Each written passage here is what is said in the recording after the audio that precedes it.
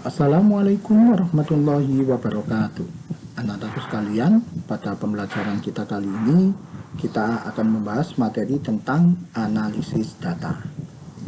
Sebelum itu, marilah kita berdoa bersama-sama. Semoga kita tetap dalam lindungan Allah Subhanahu wa taala, diberikan kesehatan dan kemudahan dalam pembelajaran kita kali ini.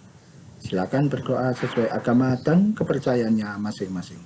Berdoa mulai.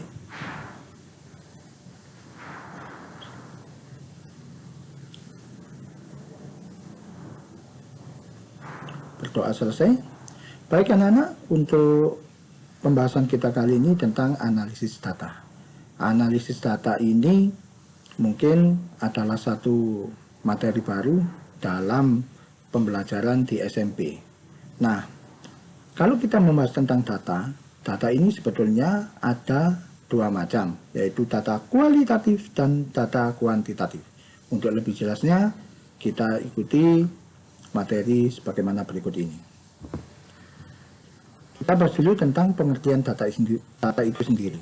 Mungkin kita sudah sering mendengar istilah data, tetapi kita belum tahu apa sih data itu. Nah, pengertian dari data di sini dapat kita lihat sesuai dengan buku yang sudah dibagikan itu.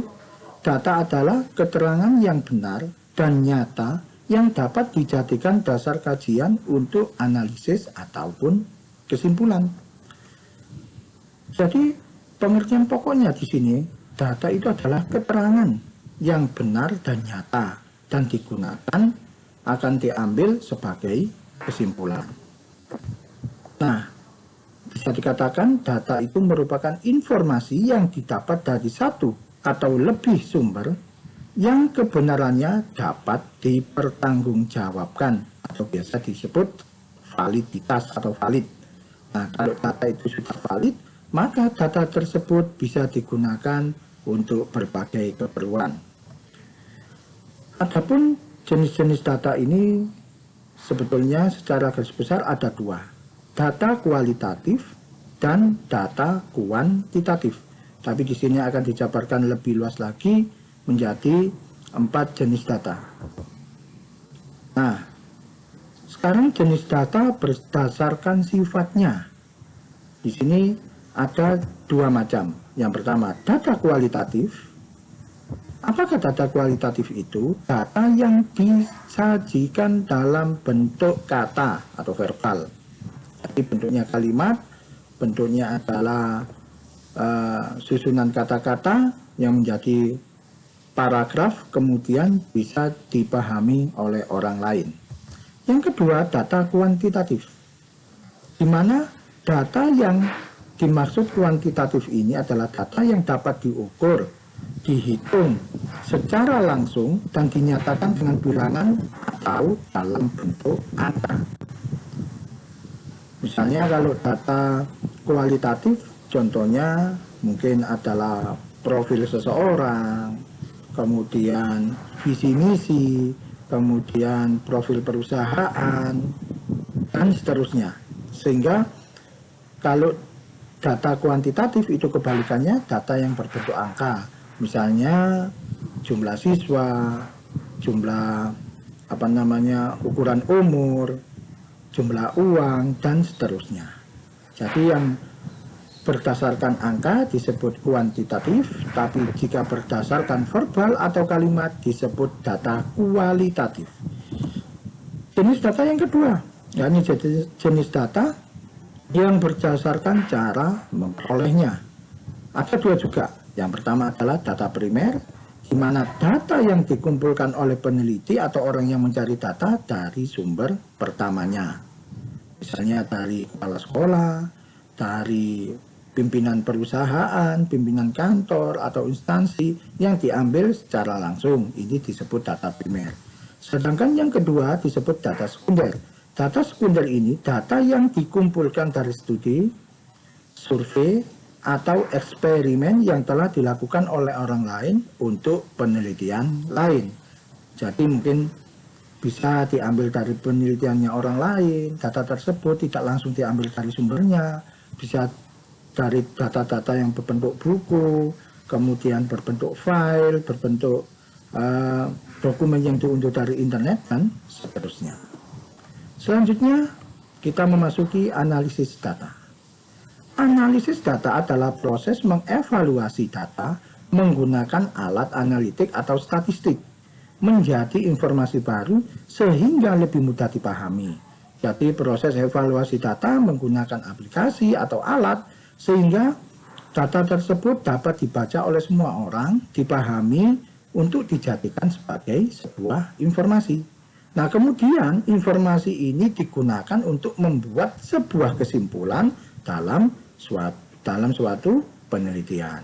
Nah, ini analisis data, ada prosesnya, proses mengevaluasi data sampai menjadikan kesimpulan atau diambil menjadi sebuah kesimpulan, menjadi sebuah informasi.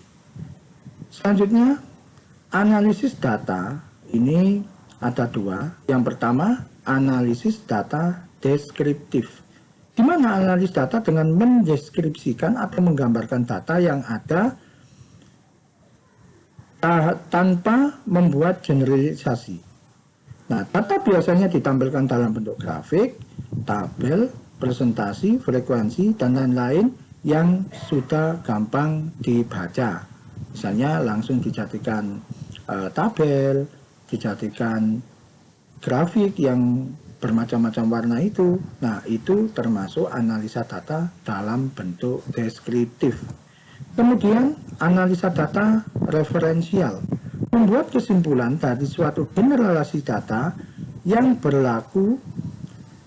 Nah, kesimpulan ini diperoleh dengan menggunakan ilmu statistik. Jadi, data referensial ini berdasarkan referensi yang ada, kemudian diambil dari hasil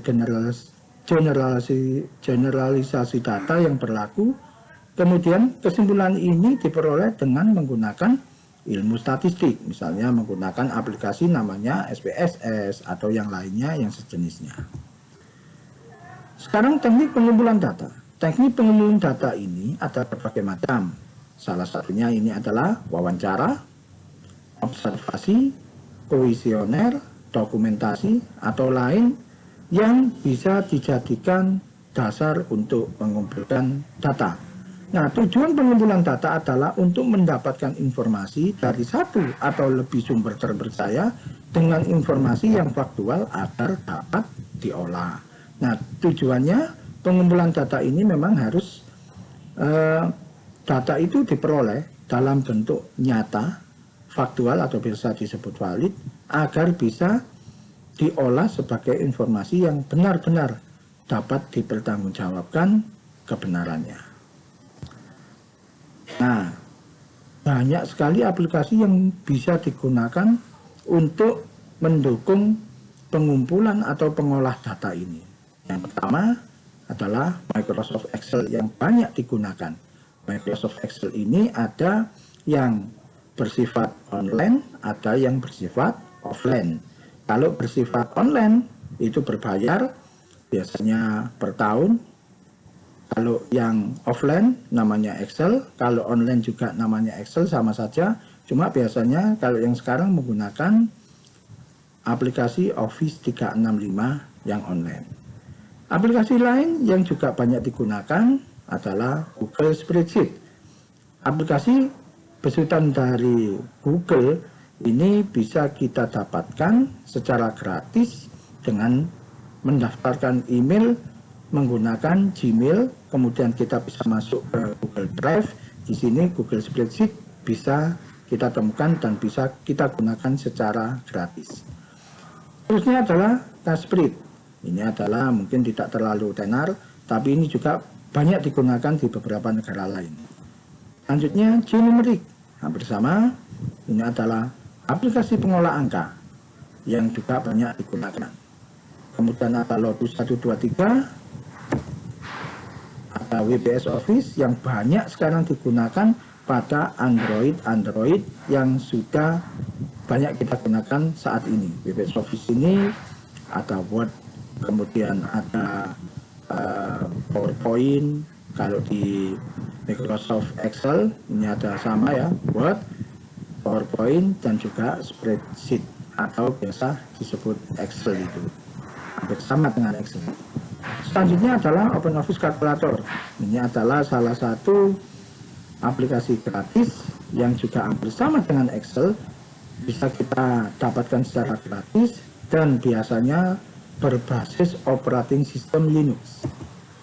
Kemudian ada XeSS, ada lagi WinZ, kemudian Star Office Calc, ini juga sama dengan OpenOffice dan seterusnya itu berbasis Linux. Selanjutnya ada Abacus, kemudian ada XXL. Nah, itu beberapa dari program aplikasi pengolah angka di mana digunakan untuk menganalisa data. Yang kemungkinan nanti akan kita pelajari dalam pertemuan selanjutnya adalah kita gunakan Microsoft Excel dan juga Google Spreadsheet. Baik, anak-anak, terima kasih. Semoga apa yang kita sampaikan tadi bisa bermanfaat bagi kita semuanya dan menjadikan tambahan ilmu yang bermanfaat bagi kita semuanya. Terima kasih, selamat belajar dan tetap semangat. Kita jaga kesehatan, kita tetap berkreasi, tetap berprestasi. Assalamualaikum warahmatullahi wabarakatuh.